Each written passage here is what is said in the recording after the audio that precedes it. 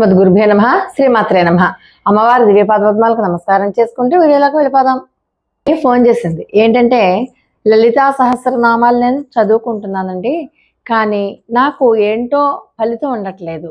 ఎలా అంటే, నా భర్తకి ఒక మంచి ఉద్యోగం రావాలి, లేకపోతే ఒక మంచి పొజిషన్లోకి వెళ్ళాలి, నేను చేస్తున్నాను. ఈరోజు చదివితే ఆ మర్నాటికి నాకు విపరీతమైనటువంటి నిస్సత్తువ, నీరసం, బద్ధకం, రెండో రోజు చేయాలని అనిపించట్లేదు.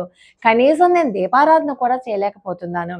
అసలు లలితా సహస్రనామం చదవాలి అంటే ఎందుకు నాకు ఇలా జరుగుతోంది? ఎలా చదవాలి? నేను కంటిన్యూస్గా చదవాలి, స్టాప్ లేకుండా నేను అనుకున్నట్టుగా చదువుకోవాలి అంటే ఏం చేయాలి? అలాగే నాకు ఒక చిన్న బాబు ఉన్నాడు. ఇప్పటిదాకా ఎలాగో గడిచింది, కానీ ఇక ముందు నెలసరి ఇంట్లో కలుపుకోవాల్సిన పరిస్థితి రావచ్చు.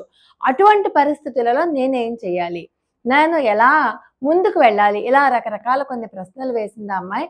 ఆ ప్రశ్నలకు సమాధానంగా ఈ వీడియో చేస్తున్నాను. ముందుగా లలితా సహస్రనామ పుస్తకం, ఒక తప్పులు లేకుండా ఉన్నటువంటి మన శ్రీరామ సమృద్ధి వారి లలితా సహస్రనామ పుస్తకమే తెప్పించుకున్నానని కూడా చెప్పిందండోయ్. మంచిగానే ఉంది, అది చాలా బాగుంది.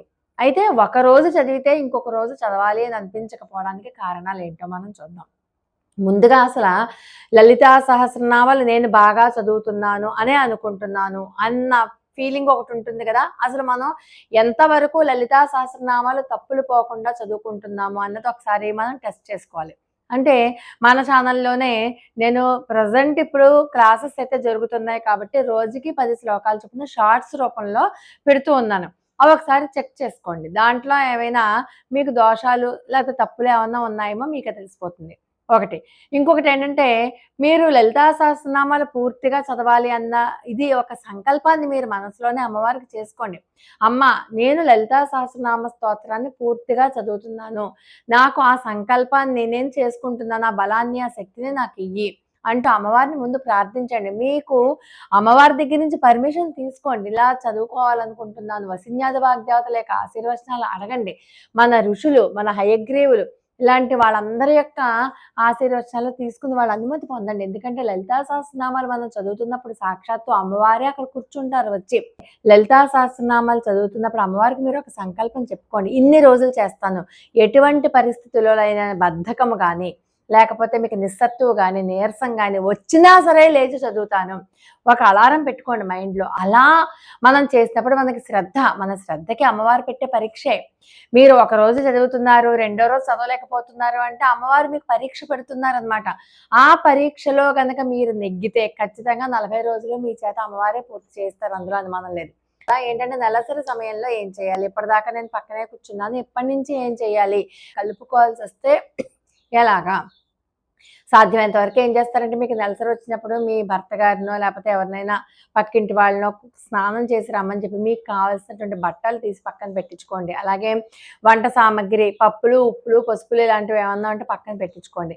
మీరు ఆ సమయంలో ముట్టుకున్న ఏ వస్తువుని కూడా తర్వాత మీరు స్నానం అయిపోయాక, శుద్ధి అయిపోయాక మళ్ళీ ముట్టుకోకుండా ఉండాలన్నమాట. అవన్నీ మీరు వేరే చిన్న బాక్స్లో పెట్టుకుని పక్కన పెట్టేసుకోండి. మళ్ళీ నెల అయ్యేసరికి ఉపయోగపడతాయి, లేకపోతే అవన్నీ మీరు తీసేసి మళ్ళీ కొత్తవైనా వాడుకోండి. అంతేగాని ఈ ఉప్పులు లేకపోతే ఈ కారాలు ఇవన్నీ కూడా తగిలినవి మళ్ళీ నెలసరి అయిపోయాక, శుద్ధి అయిపోయాక అవే పదార్థాలు, అవే వస్తువులు ఉపయోగించడానికి వీలు లేదు.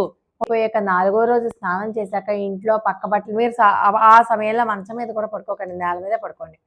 మొత్తం పక్క బట్టలు, కత్తెల దగ్గర నుంచి అన్నీ మార్చి ఇల్లంతా మాప్ పెట్టుకుని, పసుపు నీళ్లు జల్లుకొని, వీలైతే గోమయము తెచ్చుకోండి, గోమూత్రం తెచ్చుకోండి, ఇల్లు జల్లుకోండి. లేకపోతే ఇంట్లో గంగాజలం ఉంటే గంగాజలం జల్లుకోండి. తులసి మొక్క జోలికి కూడా వెళ్లకుండా దూరంగానే ఉండండి, పవిత్రతని పాటించండి. ఆ 5వ రోజు కూడా మళ్ళీ మీరు తలస్నానం చేసి ఇల్లంతా ఒకసారి పరిశుభ్రంగా ఉందో లేదో చూసుకొని, దేవుని యొక్క గది కూడా ఆ రోజు మంగళవారం, శుక్రవారం అయితే పర్వాలేదు, ఆ చెత్త మనం బయట పడేయం కాబట్టి ఆ రోజు మీరు పూజ చేసుకోండి. కానీ ఒక నియమం ఏర్పాటు చేసుకోండి, నియమబద్ధంగా ఉండేలాగా మీరు చూసుకోండి. మీరు లలితా సహస్రనామం చదివేటప్పుడు ఉచ్చారణ దోషాలు లేకుండా, ఎందుకంటే దాంట్లో బీజాక్షరాలు కూడా ఉంటాయి, ప్రకృతి అంతా కూడా మనకి సహకరిస్తుంది. మీరు ఏదైతే ప్రకృతిలోకి పాజిటివ్గా పంపిస్తారో మళ్ళీ తిరిగి మీకు అదే వస్తుంది. కాబట్టి ఎటువంటి ఉచ్చారణ దోషాలు లేకుండా చదవడానికి ప్రయత్నం చేయండి. మాకు లలితా సహస్రనామం అంతా చదవలేమండి అంటారా, దానికి కూడా చాలా మంచి రెమెడీ ఉంది. మనకి 1000 నామాలతో పుస్తకం ఒకటి ఉంది, లలితా సహస్రనామాలు 1000 నామాలతో పుస్తకం ఉంది. ఆ 1000 నామాలు చూసి రాసుకోవడానికి ప్రాక్టీస్ చేయండి. అలాగే లలితా సహస్రనామాలు తప్పులు పోతున్నాయి అనుకున్న వాళ్ళు లేఖనా పుస్తకం ఉంది. ఆ లేఖనా పుస్తకంలో చూసుకుంటూ ఒక్కొక్క అక్షరాన్ని పలుకుతూ కనుక మీరు రాసినట్లయితే ఎటువంటి తప్పులు పోవు.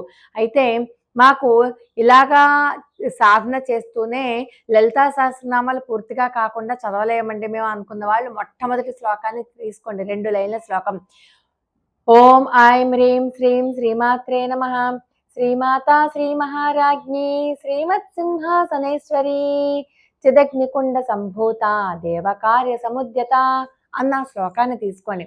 అదే శ్లోకాన్ని మళ్ళీ మళ్ళీ మళ్ళీ మళ్ళీ చాంటింగ్ చేయండి. 108 సార్ల పాటు మీరు అదొక్క శ్లోకాన్నే చాంటింగ్ చేయండి.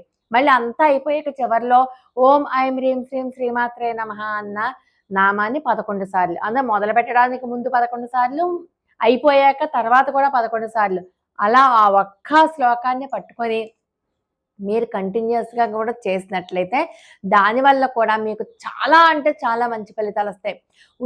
మీకు ఏ కోరికతో అయితే, ఏ సంకల్పంతో అయితే మీరు లలితా సహస్రనామాన్ని ఈ ప్రకారంగా ఇప్పుడు చెప్పుకున్నట్లుగా మీరు చాంటింగ్ చేస్తారో ఆ కోరికలు నెరవేరుతాయి. మీరు ఏ కోరిక కోరకుండా చాంటింగ్ చేస్తే ఇంకా మంచిది. అమ్మవారు మీ మనసును తెలుసుకుని మరీ చాంటింగ్ చేస్తారు. అమ్మవారు మీ మనసుని తెలుసుకుని మీకు ఉన్నటువంటి సమస్యలన్నిటినీ కూడా ఒక్కొక్కటి తీసేస్తారు. మరి ఖచ్చితంగా ప్రసాదం పెట్టాలా, ఖచ్చితంగా నైవేద్యం పెట్టాలా, ఏ నైవేద్యం పెట్టాలి అని అనుకునే వాళ్ళైతే ఫలానా నైవేద్యం మీకు తోస్తే మీరు ఆ నైవేద్యం పెట్టచ్చు. అంటే పచ్చిపాలు, చల్లటి పచ్చిపాలు నైవేద్యం కానీ, లేకపోతే పాయసాన్నాన్ని తయారు చేసి కానీ, లేకపోతే పళ్ళు కానీ, లేకపోతే ఏమీ పెట్టలేని అసక్తతతో ఉంటే మీరు పానకం పెట్టండి. పానకం, వడపప్పు కానీ ఇలా ఏదైనా సరే నైవేద్యంగా పెట్టచ్చు. మరి మీకు ఉదయం కనుక చదవడానికి అవకాశం లేకపోతే సమయాభావం వల్ల చదవలేకపోతున్నారు అనుకుంటే ప్రతిరోజు సాయంకాలం చదవండి. ప్రదోష సమయంలో మీరు చక్కగా దీపారాధన చేసుకుని మళ్ళీ ఇదే విధమైనటువంటి నియమాలు పాటించండి, చదవండి. మీరు చదివేటప్పుడు మాత్రం ఉచ్చారణ దోషాలు పోకుండా చూడండి. సాత్వికమైనటువంటి ఆహారాన్ని మాత్రమే తీసుకోండి.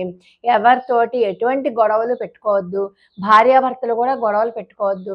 సాధ్యమైనంత వరకు సౌమ్యంగా ఉండడానికి, మృదువుగా ఉండడానికి ప్రయత్నం చేయండి. మీకు ఈ సమయంలో జ్వరం రావచ్చు.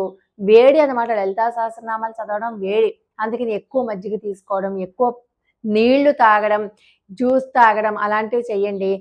తర్వాత విపరీతమైన వేడి వస్తుంది, నిస్సత్తు వస్తుంది, చేయలేని పరిస్థితి వస్తుంది. అటువంటి పరిస్థితుల్లో కూడా మీరు అమ్మవారిని ఒక్కసారి తలుచుకుని లేచి కనుక ఖచ్చితంగా చదివితే మీకున్నటువంటి అన్ని రకాలైనటువంటి ఆటంకాలు పోతాయి. నాకు పరీక్ష పెడుతున్నారు అని చెప్పి మీరు అనుకుని అసలు ఏ పరిస్థితులలోనూ కూడా ఆటంకం లేకుండా కంటిన్యూస్గా 11 రోజులో, 21 రోజులో, 40 రోజులో చేయండి. మీకు ఏదైనా ఆటంకం వస్తే ఆటంకం ఆడవాళ్ళకి వచ్చేటటువంటి ఆటంకం ఆ 4 రోజులు మానేసి మళ్ళీ మీరు కౌంటింగ్ స్టార్ట్ చేయొచ్చు. మీరు ఉపవాసం ఉండాలి అనుకున్న కొన్ని ముఖ్యమైన రోజులలో తలస్నానం చేస్తే సరిపోతుంది. కాబట్టి తేలికపాటి నియమాలతోనే మీరు లలితా సహస్రనామాన్ని మీరు చదువుకోవచ్చు. అన్ని రకాలైనటువంటి సమస్యలకి కూడా లలితా సహస్రనామంలో అద్భుతమైనటువంటి పరిష్కారాలు ఉంటాయి. లోకా సమస్త సుఖినో భవంతు. మరి